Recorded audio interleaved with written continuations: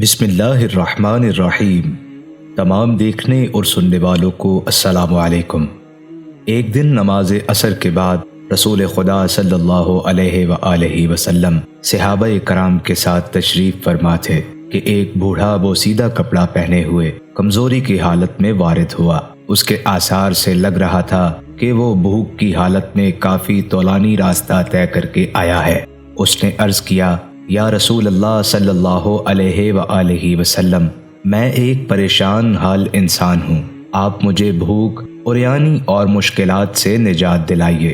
رسول خدا صلی اللہ علیہ وآلہ وسلم نے فرمایا، فی الحال میرے پاس کچھ نہیں ہے، لیکن میں تجھے ایک ایسے شخص کی رہنمائی کرتا ہوں جو تیری حاجتوں کو پورا کر دے گا، اور نیکی کی طرف رہنمائی کرنے والا اس شخص کے مانند کہ جس نے خود اس کام کو انجام دیا ہو۔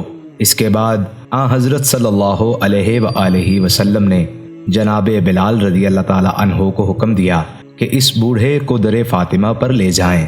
جب وہ بوڑھا حضرت امام علی علیہ السلام کے بیت الشرف پر پہنچا تو اس نے اس طرح سلام کیا، السلام علیکم یا اہل بیت النبوہ، اے خاندان نبوت صلی اللہ علیہ وآلہ وسلم، آپ پر سلام ہو۔ آپ نے سلام کا جواب دیا اور دریافت فرمایا، تم کون ہو؟ اس نے کہا، میں ایک مرد عرب ہوں۔ رسول خدا صلی اللہ علیہ وآلہ وسلم کی خدمت میں حاضر ہوا تھا اور ان سے مدد کا تقاضا کیا تھا۔ انہوں نے مجھے آپ کے دروازے پر بھیج دیا۔ وہ تیسرا دن تھا جسے حضرت علی رضی اللہ تعالی عنہ بھوک کی حالت میں گزار رہے تھے، اور رسول خدا صلی اللہ علیہ وآلہ وسلم بھی اس سے آگاہ تھے۔ بنت رسول صلی اللہ علیہ وآلہ وسلم نے جب کوئی چیز نہ پائی تو آپ نے گوسفند کی کھال جس پر جناب حسن و حسین علیہ السلام سوتے تھے اس مرد عرب کو دے دیا اور فرمایا، خداوند تمہیں آسودگی عنایت فرمائے۔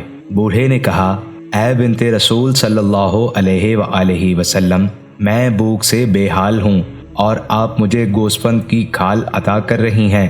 جیسے ہی جناب فاطمہ سلام اللہ علیہا نے یہ سنا، انہوں نے اپنا ہار جسے جناب عبد المطلب کی صاحبزادی نے آپ کو ہدیہ کیا تھا اس مرد عرب کو دے دیا۔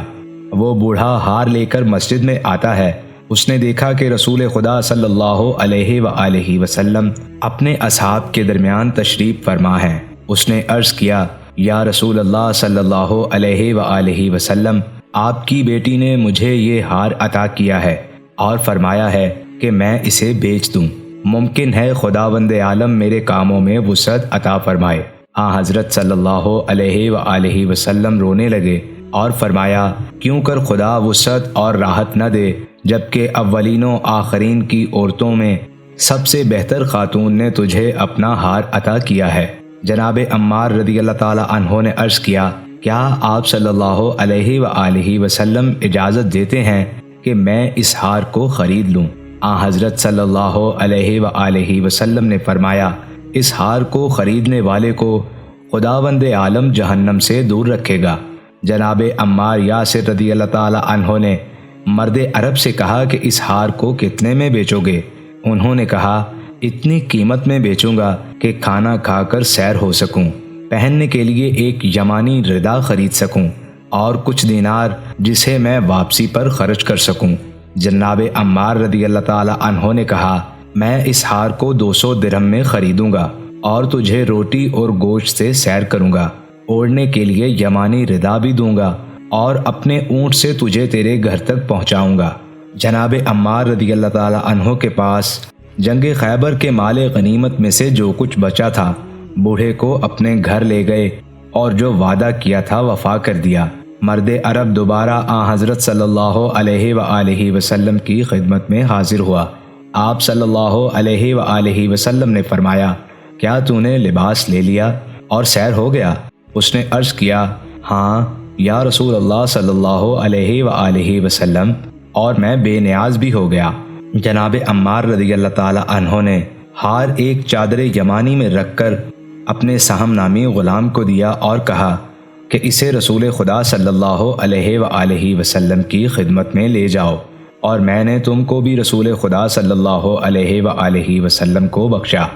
حضرت صلی اللہ علیہ وآلہ وسلم نے اسے جناب فاطمہ زہرا سلام اللہ علیہا کے پاس بھیج دیا۔ بنت رسول صلی اللہ علیہ وآلہ وسلم نے ہار کو لیا اور غلام کو آزاد کر دیا۔ یہ ماجرا دیکھ کر غلام ہنسا۔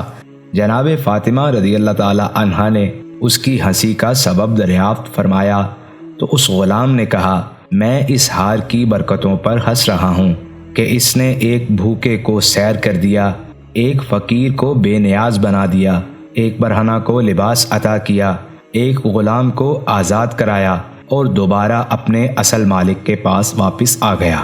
سبحان اللہ، یہ در فاطمہ کی برکت تھی کہ اس در پہ آنے والا کوئی بھی خالی نہیں لوٹا۔ وہ کسی نے کیا خوب کہا ہے نسل کریموں کی لجپال گھرانہ ہے۔